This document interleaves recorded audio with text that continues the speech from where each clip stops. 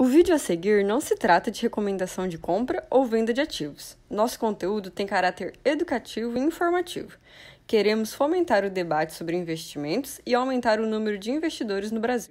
E fala um pouco mais sobre o método da Arca, como que ele está no momento. Porque eu acho que todo mundo já sabe sobre como funciona o método. Você reparte a pizza em 4 e essa pizza ela vai sendo dinâmica. Como é que tá agora e o que você precisa fazer para voltar pro 1/4 em cada birosca? Cara, deixa eu até aproveitar que você falou da Arca. Eu estou estudando uma evolução para a Arca, um aprimoramento para a Arca. Né? Eu realizei um sonho essa semana. Um sonho de verdade, assim, cara. Eu gravei com o Ray Dalio. Eita porra! Você postou isso daí? Ainda não postei. Ok. Primeira mão. Não falamos ainda, né? Excelente. Porque a edição é complexa em inglês, cara. Foi mais de 1 hora de bate-papo, foi bem legal. E aí o Ray Dalio, a gente falou basicamente sobre os grandes ciclos, né? A gente falou sobre a nova ordem mundial, né? Sobre o livro novo dele e tal. E a gente falou muito sobre o que ele chama de The Holy Grail of Investing. É incrível, assim, esse conceito do cara. E acho que o santo grau dos investimentos é a diversificação. Sim. Né? Só que você tem, acho que, graus de aprimoramento na diversificação. Tá? Então, eu vou falar da Arca e eu vou chegar no conceito do Ray Dalio aqui. Tá? A Arca, basicamente, a gente divide a carteira em 4 partes. Né? Tem uma parte em ações, uma parte em real estate, que são investimentos imobiliários, uma parte em cash, ou ativos de renda fixa, e uma parte em ativos internacionais. Coloca um pouquinho em cada um e vai rebalanceando. Só que até então, né, a lógica do rebalanceamento da Arca era você ter 25% em cada coisa. E é aqui onde o Ray Dalio ele coloca, eu acho que um novo conceito sobre a diversificação. E que é exatamente como ele investe, né, e como ele ficou tão famoso no fundo dele, que é o All Weather Portfolio. Né? Esse fundo que ele criou é um fundo preparado para passar por todos os cenários. Por isso que o nome é All Weather. Não é? Todos os climas, todas as estações, enfim. Sim. E aí, o que ele fez? Cara, não vamos rebalancear nossa carteira de acordo com uma alocação de 25% em cada coisa. Vamos rebalancear nossa carteira de acordo com 25% de risco em cada coisa. Então, olha só, não é você pegar 100 mil reais e colocar 25 mil reais em cada coisa. É você pegar 100 mil reais, né, e você alocar a sua carteira de tal forma que você tem o mesmo risco investindo em renda fixa, em ações, em fundos imobiliários e afins. E para fazer isso, você vai ter um proporcional completamente diferente. Você vai ter muito mais em renda fixa, um pouco menos em ações, um pouco mais em fundo imobiliário e assim por diante. E aí, cara, eu comecei a fazer umas contas muito interessantes, né? E qual que é o problema, né? Qual que é o desafio para eu poder evoluir o modelo da Arca para esse modelo envolvendo a diversificação por risco, né? Criar um modelo matemático que possa precificar o que é o risco de cada classe de ativo de uma forma um pouco mais inteligente do que só colocar o desvio padrão. Né? Então, cara, eu acho que isso daqui é um pouco de para onde a Arca está indo, mas é muito difícil fazer isso manualmente. Tá? Mas se fosse olhar hoje para a Arca, poxa, eu invisto publicamente aí, acho que uns 4 anos e meio. Né? A Arca, eu devo estar ganhando hoje uns 270% de rentabilidade. Enquanto a bolsa deve estar nos 30% talvez de rentabilidade. Assim. Não, animal. Então, de uma forma geral, estamos indo bem, mas o ano está bem desafiador. Assim. Tá, né? Porque a parte que eu tenho internacional, cara, eu tenho muitas techs lá fora. Eu também. E o dólar caiu. Então, assim, cara. E as techs caíram também. E as techs caíram, né? Então, acho que a minha parcela internacional deve estar para trás esse ano uns 30%. Né? E as outras partes da carteira devem estar muito parecidas com 0 a 0, coisa e tal.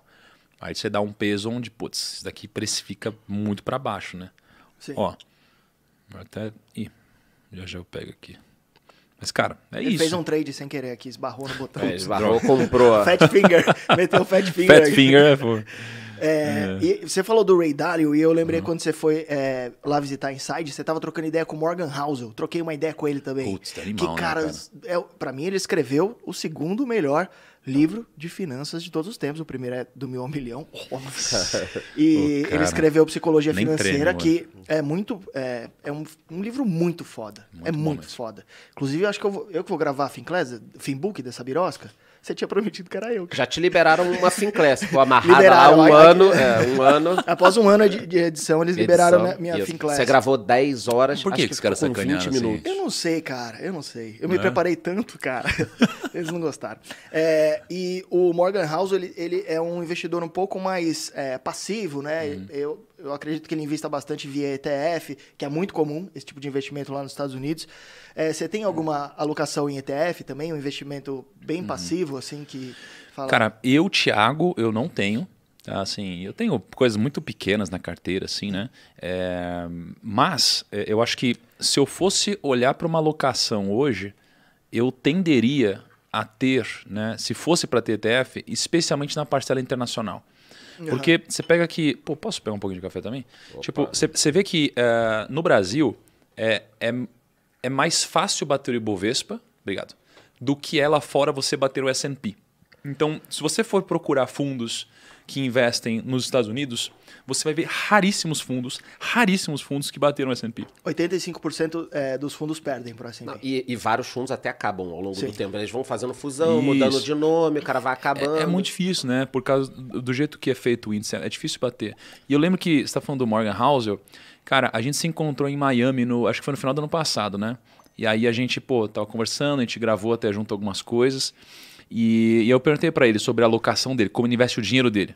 Sabe onde ele investe? Que a gente grava? No pessoa física. Na física. Que nós gravamos tomando uísque pra cacete. Cara, aquele vídeo foi épico, né? Foi épico. Caramba, temos que tirar do ar aí. Esse vídeo, putz, cara.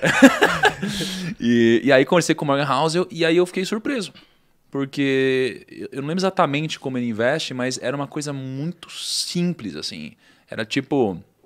sei lá, 80%, 90% em ativo de renda fixa e 10%, 20% em ETFs, poucos ETFs ligados a ações, alguma coisa assim.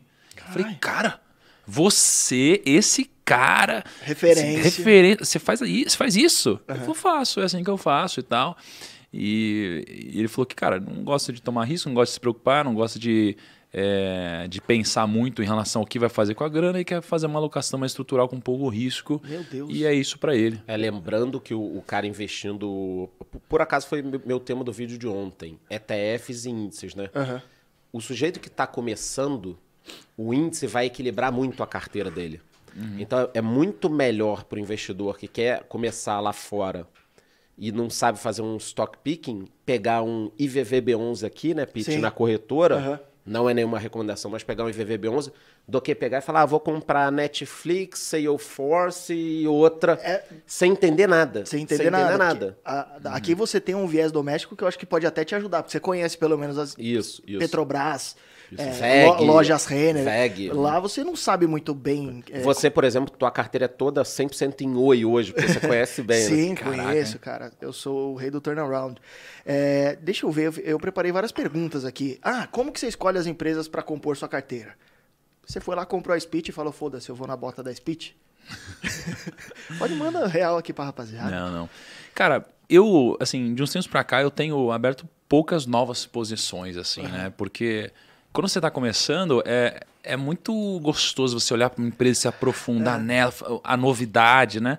Com o passar do tempo, chega uma hora que você começa a olhar para as novas e começa a deixar de acompanhar as antigas. Então, você começa a ter muita diversificação, né? Então, a minha tendência hoje está uma tendência de começar a diminuir um pouco mais e concentrar um pouco mais as posições, né? Mas, cara, como que eu escolho, né? Eu penso, primeiro, uma alocação muito estrutural, né, cara? Então, assim... poxa, dentro das classes que eu tenho, né, de ações, real estate, etc., eu geralmente tendo a pegar ações de segmentos diferentes. Tá? E eu geralmente tendo a excluir empresas muito grandes também da minha análise. Eu gosto de empresas menores. Tá? Porque as empresas grandes elas têm mais simetria. As empresas menores têm mais assimetria. Né? Então, por exemplo, você vai pegar uma Petrobras, não sei, deve ter talvez 30 casos de análise cobrindo, não sei. Sim. Aí você pega uma empresa pequena... na época que eu comprei a primeira vez Sinqia, devia ter uma casa de análise cobrindo Sinqia. Então, você tem muito mais assimetria. O preço está muito mais errado. Ou para cima ou para baixo. Né? Então, você tem prêmios maiores. Porque como as empresas são menores, cara, os grandes investidores nem conseguem olhar para elas. O Itaú da vida, por exemplo, 100% das casas e bancos cobrem. Né? Então, dificilmente você vai descobrir alguma coisa que ninguém nunca viu. Né? Exatamente. Muito difícil. Ainda mais você, cara, uma pessoa normal, com pouco tempo, olhando para isso quase como que um hobby para olhar para uma parte pequena da sua... Cara, é nada. E aí a parte de dividendos você foca em fundos imobiliários, então. A parte de ações é meio que de crescimento, a parte de rentabilizar mesmo, receber dividendos, você foca em FIIs, basicamente. E aí, cara, geralmente o que eu faço, né? Eu pego alguns segmentos e eu começo a fazer alguns filtros, primeiro por múltiplos, né? Então, dependendo do segmento, eu faço alguns filtros diferentes, né? Então, geralmente eu tenho um filtro de ROI, né? Geralmente eu filtro ali um ROI de 15% até uns 40%. Aí, pô, já fiz um filtro inicial. Endividamento, cara, não quero uma empresa com endividamento muito superior a 3 vezes o EBITDA, entendeu? Para mim já começa a ter um certo grau de... que é preocupante. Eu vou afunilando, né? Eu vou pegar um PL. Cara, para mim o PL não precisa ser baixo, porque eu busco empresas que crescem mais do que a média, então o PL vai ser um pouco mais alto, só não pode ser um PL negativo. Para mim, geralmente, eu quero empresas que tenham um EBITDA positivo, não quero empresas que... cara, tem algum tipo de prejuízo muito forte, tá? Cara, eu faço um filtro de preço sobre valor patrimonial. Para mim, eu não olho para dividend yield, geralmente nessas empresas. Começo a olhar um pouco, cara, para índice de liquidez, para ver, poxa... se você não vai distorcer o mercado. Não necessariamente. Eu tiro o que é muito líquido, né? Tá. E, cara, e aquilo que é zero líquido, né? E eu começo a chegar a menos opções.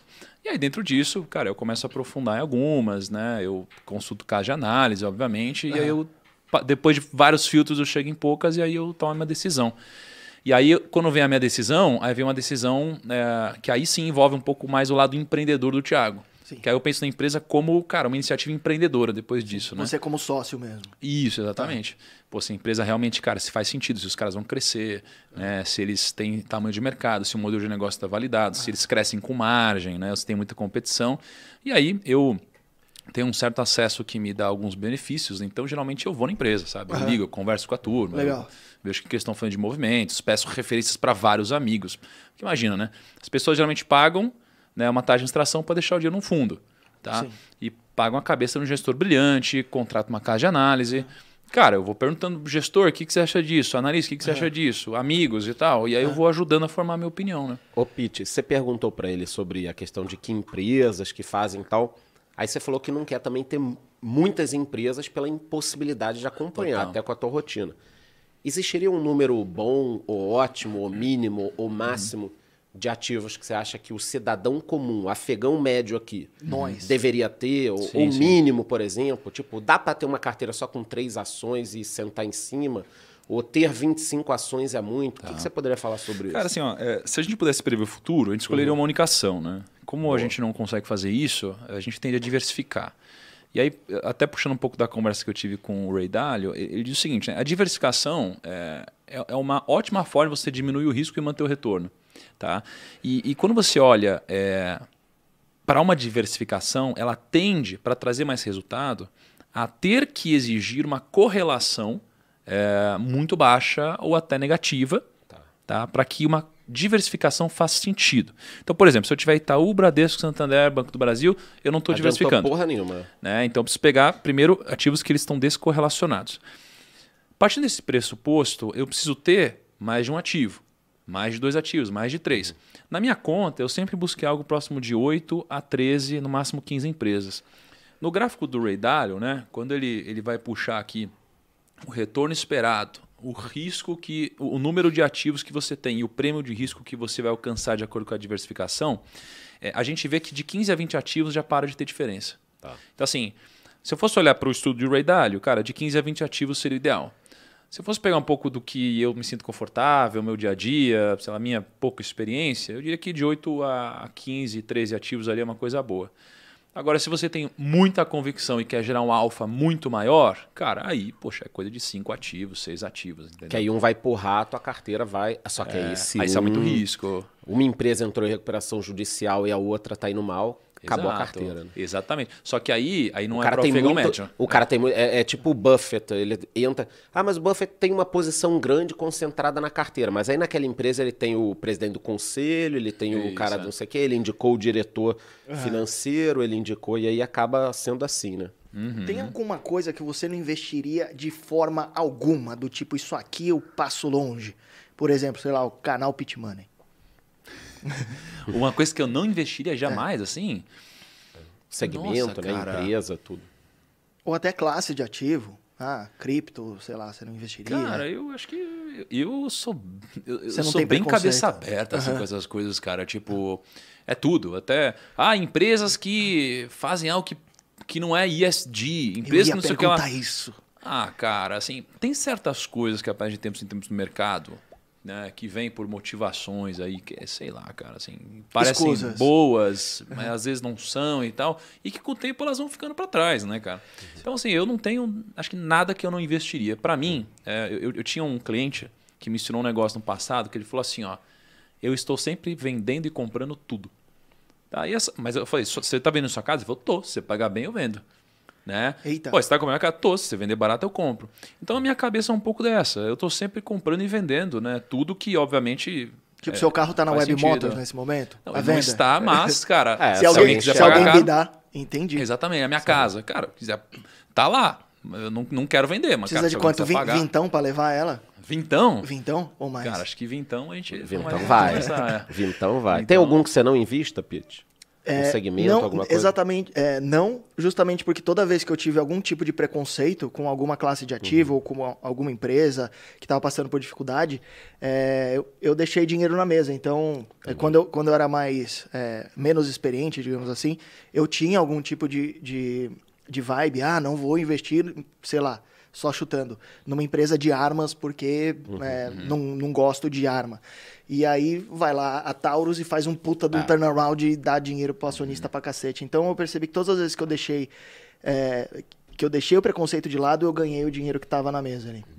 E você, Charlão? Cara, eu não tenho muito problema, não. Apenas drogas. Não, mas um segmento que eu acho ruim na essência do segmento, então por longo prazo é complicado, é a aviação. O resto...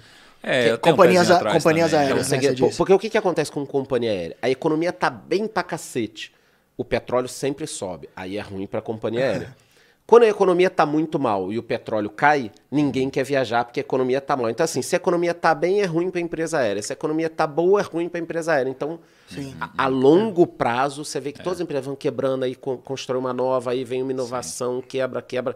Mas também não dispensa o que vocês estão falando. Um trade rápido, alguma coisa, né? Tipo, caiu demais, aí vai voltar a movimentação. Muita gente ganhou dinheiro nessa oscilação do mercado. Mesmo os caras velhos de mercado, tipo o Warren Buffett perdeu dinheiro com então, aéreas, ele entrou e saiu, né? Ele entrou, sentou no pepino e saiu com a fora. naba. Mas bacana que a gente pensa parecido. Não, excelente. Muito obrigado por assistir até aqui. Estes são alguns vídeos que vão potencializar seus investimentos.